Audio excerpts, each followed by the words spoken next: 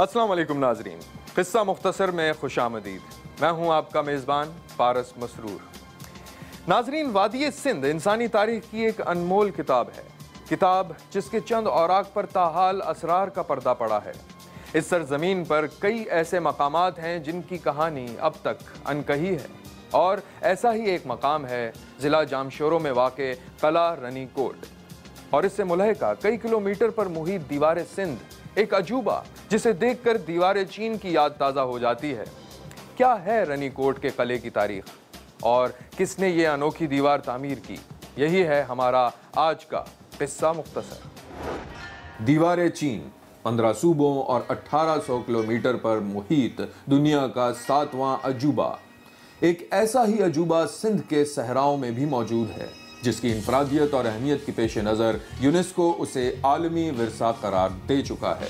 Runny coat का किला, इसकी हैरत अंगेज दीवार जिसे दीवार सिंध कहा जाता है, हमारी जरखेज माजी की रोशन अलामत है। जो हकीकत है वो ये है कि ये किला जो है, ये किला नहीं है, ये तो दीवार है। 32 किलोमीटर्स में है ये दीवार, जिसका 75% जो 75% है वो नेचुरल बैरियर्स हैं। 25% वो है जो इंसान का बनाया हुआ है। अब उससे ये खीरथर रेंज जो है पहाड़ों का, उसके उसमें है, और जो लकी माउंटेन्स जिसे कहते हैं, उस इलाके में जिन पहाड़ों को लकी के हवाले से कहते हैं, उनके 3 बड़े उस पे ये किला है और ये दीवार है। इसमें तकरीबन 57 बुर्ज हैं, और वो 57 बुर्ज जो हैं उसमें से 7 जो हैं वो चौरस हैं या स्क्वायर या रेक्टेंगुलर हैं, और बाकी जो हैं वो गोल हैं। और उसके 2 किले जो हैं, मेरी और शेरगढ़, मेरी नीचे है, शेरगढ़ उससे कुछ 3 किलोमीटर्स दूर है।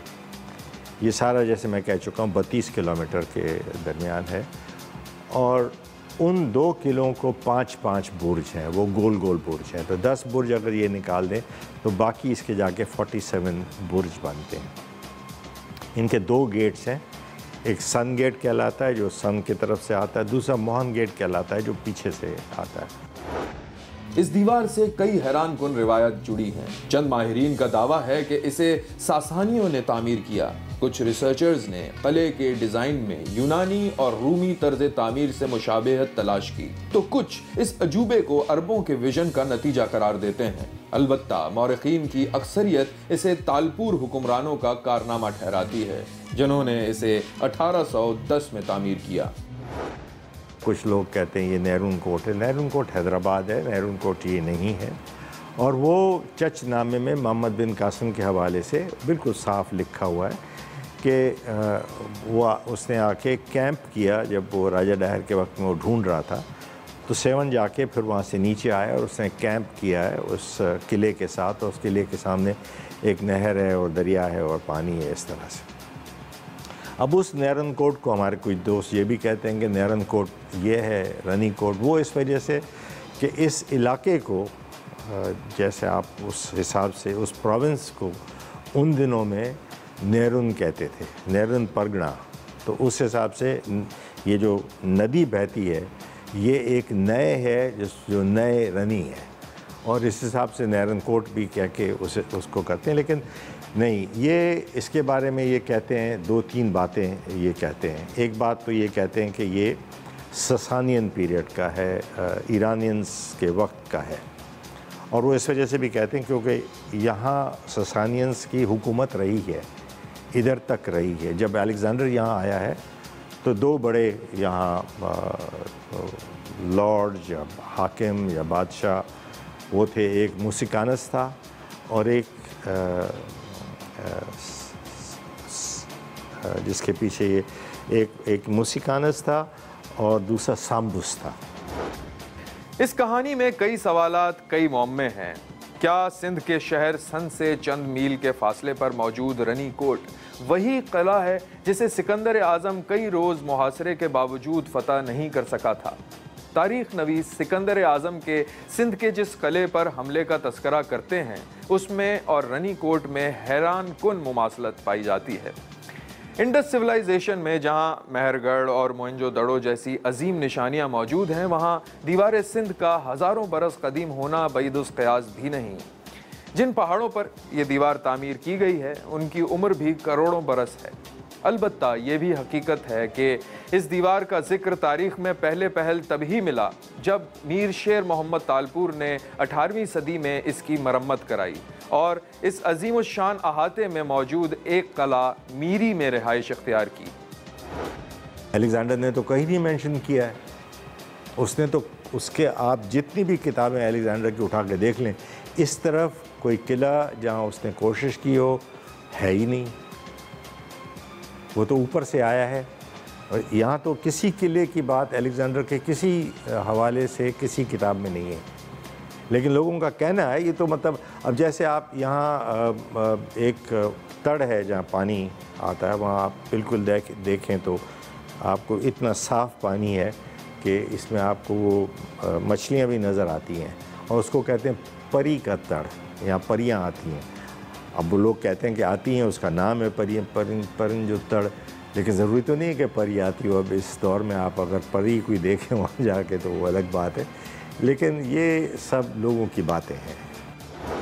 संगलाफ पहाड़ों के दरमियान 37 किलोमीटर पर फैली इन दीवारों से मुताल्लिक 18वीं सदी तक कोई तारीखी दस्तावेज दस्तयाब नहीं था। ये बरतानवी सय्याह अलेक्जेंडर ब्रिंज था जिसने 1831 में अपने दौरा सिंध के बाद रनीकोट और दीवार सिंध का तस्करा किया।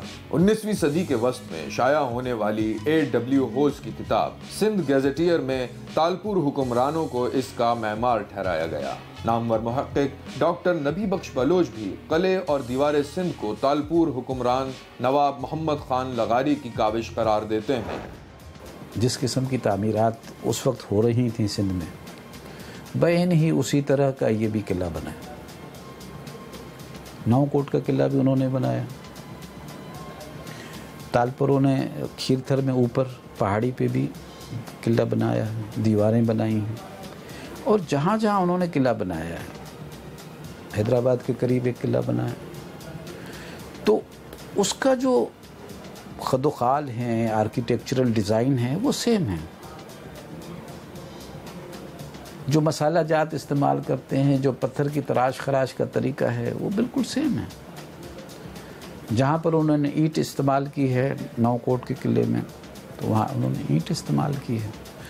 और लेकिन डिज़ाइन जो है दरवाजे की वही सेम है जो आपको यहाँ पर रनीकोट में मिलती है, मीरी के दरवाजे में मिलती है, शेरगढ़ के दरवाजे में मिलती है, तो सेम।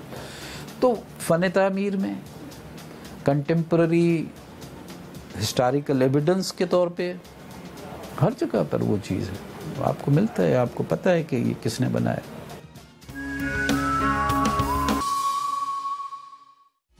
इन दीवारों की तामीर में ग़िज़ाई मसाले और पिसी दाल का इस्तेमाल मिलता है। सदियों तक मौसम के थपेड़े बर्दाश्त करने के बावजूद इसका जाहो जलाल कायम है। इन दीवारों की चौड़ाई 6 से 8 फीट है। ऊपरी हिस्से को सीढ़ियों की शक्ल दी गई। दीवारों में सुराख हैं जो तीर अंदाजी के लिए इस्तेमाल किए जाते थे। चंद मौरिखीन का ख्याल है कि इस दीवार की तामीर मुख्तलिफ अदवार में हुई। पहली ईंट शायद ज़माना कदीम में ही रखी गई हो, मगर इसमें बढ़ोतरी और तज़ीन व आराइश का काम 19वीं सदी के आगाज तक जारी रहा। इन दीवारों पर 18 वॉच टावर्स हैं। ये टावर्स किसी ज़माने में बैरूनी हमला आवरों से खबरदार करने के लिए इस्तेमाल होते थे।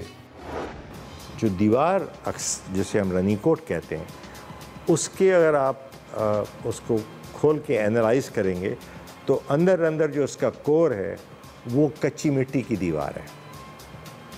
उस कच्ची मिट्टी की दीवार के बाहर आपको एक लेयर मिलता है मिट्टी का, प्लास्टर का। उसके बाद एक तीसरा लेयर है वो चूने का है, और चूने के लेयर के बाद आपको पत्थर का लेयर मिलता है, और ये सारे उसमें है। किला जो है वो ज़रा मुख्तलिफ है। वो किले के दोनों जो हिस्से हैं, ऊपर वाला और ये नीचे जो किला है, उसको आप दीवार के साथ कंपेयर नहीं कर सकते, क्योंकि ये दीवार कहीं कहीं तो इतनी ब्रॉड है कि इस पे आप घोड़े चला सकते हैं, और कई ऐसी जगहें हैं जहाँ बुर्ज बने हुए हैं, उस बुर्ज के कोने में ऐसी जगह है कि यहाँ से कोई घोड़ा सवार जो है वो गुज़र जाए। तो एक तो ये, दूसरा अली अहमद बरोई जैसे कहते हैं, वो कहते थे कि इनके बुर्ज जो हैं ये दीवार जो है ये वॉर के हवाले से बनाई गई है, क्योंकि इसके बुर्ज जो हैं वो सिग्नलिंग सिस्टम्स हैं। उनका कहना ये था कि अगर एक बुर्ज से आप बैठ के आग लगा के कोई सिग्नल करें तो वो दूसरे बुर्ज को नज़र आएगा, और दूसरे बुर्ज से अगर आप चलाएंगे तो तीसरे बुर्ज को नज़र आए। तो ये एक टोटल एक सिग्नलिंग सिस्टम आपको मिलता है। किले के चारों तरफ जितनी पहाड़ियाँ हैं उसमें वो मुसलसल ऊंचाई वाली पहाड़ी जो है वो मगरबी सिमत में है, लेकिन वहाँ पर भी जो है मुसलसल दीवार नहीं है, वो कुछ में कटाव ज़्यादा है। तो वहाँ पर उन्होंने एक इंडिपेंडेंट स्ट्रक्चर्स 3 दीवारें खड़ी की हुई हैं। एक छोटी दीवार है जिसमें 2 टावर हैं, उसके बाद एक दीवार है जिसमें 4 टावर हैं, उसके बाद फिर एक और दीवार है जिसने इसकी तरफ आने की रसाई को रोकने के लिए वो एल शेप में दीवार बनी हुई है। तो इस तरह की चीज़ें हैं। फिर 2 अलग से इंडिपेंडेंट वॉच टावर हैं मगरिब की तरफ। तो ऐसे स्ट्रक्चर्स दिलचस्प हैं, और ये मकसद उनका वो यही था कि आप एक ऐसा दफाई निज़ाम बना लें कि दुश्मन से आप महफूज रह सकें, एक लंबा अरसा तक आप उसको वहाँ पर रोके रखें ताकि वो वक्त से हार जाए और फिर वापस चला जाए। माहिरीन के नज़दीक रनीकोट की तामीर में कम से कम 4000 मजदूरों की बरसा बरस की मेहनत शामिल है। इस पर आने वाली लागत का मौजूदा तखमीना कई खरब बनता है। दीवार सिंध के अंदर भी अजायबात की एक दुनिया आबाद है। यहाँ मौजूद शेरगढ़ कला सतह समंदर से 1400 फीट की बुलंदी पर पहाड़ की चोटी पर वाक़ है, जहाँ पहुँचने का रास्ता इंतहाई दुश्वार गुजार है। दुनिया भर में जो किले जात होते हैं उनमें एक सिटाडल कहलाता है, आखिरी चट्टान कहलाता है, जहाँ पर आप समझते हैं कि अगर दिफा में कहीं कमज़ोरी हो गई है और फ़ौजें अंदर घुस आई हैं तो जो सेंट्रल कमांड है वो सिटाडल में मौजूद हो, ताकि वो मारी न जाए, वो पकड़ी न जाए, वो हलाक न हो जाए। क्योंकि अगर सेंट्रल कमांड ज़िंदा रहेगी, मौजूद रहेगी, महफूज रहेगी, तो वो दोबारा से रैली कर सकती है, दिफा को मज़ीद मुस्तहकम बना के दोबारा से जो है हमला आवरों का मुकाबला करने की पोजीशन में आ सकती है। तो हर बड़े किले में एक सिटाडल होता है। ट्राय का किला जो था, ट्राय का शहर था, उसको भी शहर पनाह थी। उसके बाद फिर एक सेकंड डिफेंस था, उसके बाद वो उसके अंदर सिटाडल था, वो जो आखिरी किला है, आखिरी चट्टान है जो ऊंचाई पे है। तो ये हर जगह पर होता है। तो यहाँ भी शेरगढ़ जो है वो इसी नोयत का किला होगा, यानी बनाना चाहा होगा उन्होंने, लेकिन उसमें बहुत वीकनेसेस अभी नज़र आ रही हैं। जैसे मैंने पहले कहा कि चूँकि ज़ेर तकमील है लिहाजा हम उस पर तबसरा नहीं करते, लेकिन ये ऊंचाई पे है और वाकई उधर पहुंचना कार-ए-दारद है, बहुत मुश्किल है। मेरी जो है अलबत्ता वो कंपैरेटिवली इजी ग्राउंड्स पे है। पहुंचना तो उस पर भी खासा मुश्किल है, लेकिन यह है कि फिर भी वो खासी इजी जगह पे है और ऐसे लगता है कि जैसे वो रहायशी किला हो और रहायश के लिए बना हो। इस किले को देखकर इंसानी जहन दंग रह जाता है और ये सवाल उभरता है कि इस अजीम व शान इमारत को सदियों कबल आखिर कैसे तामीर किया गया। ये किला जंगी हिकमत अमली के तहत बुलंदी पर बनाया गया था और बैरूनी हमलों की सूरत में यहाँ के बासियों के लिए पनाहगाह का तस्वुर किया जाता था।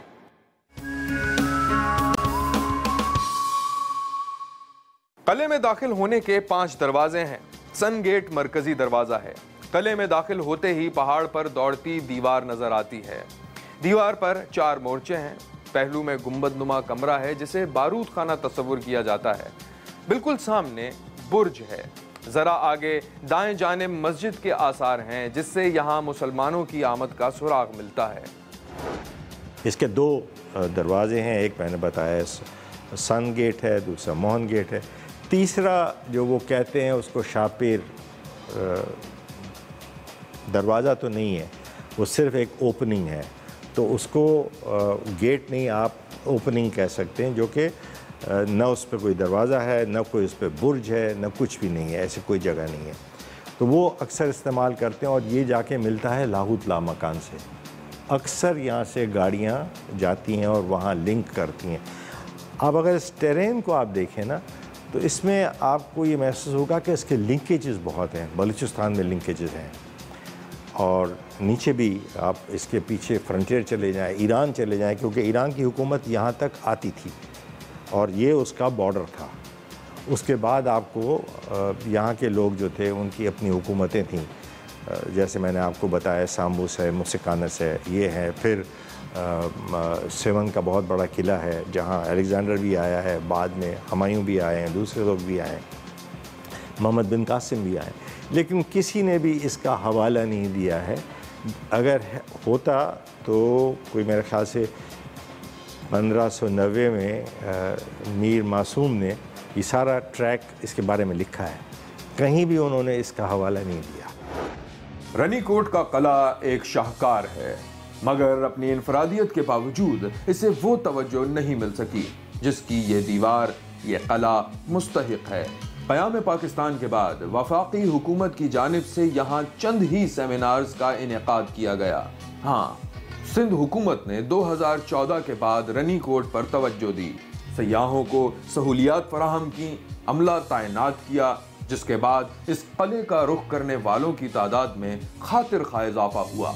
अलबत्ता इस शाहकार को दुनिया भर में मुतारिफ कराने के लिए अभी हमें एक तवील सफर तय करना है।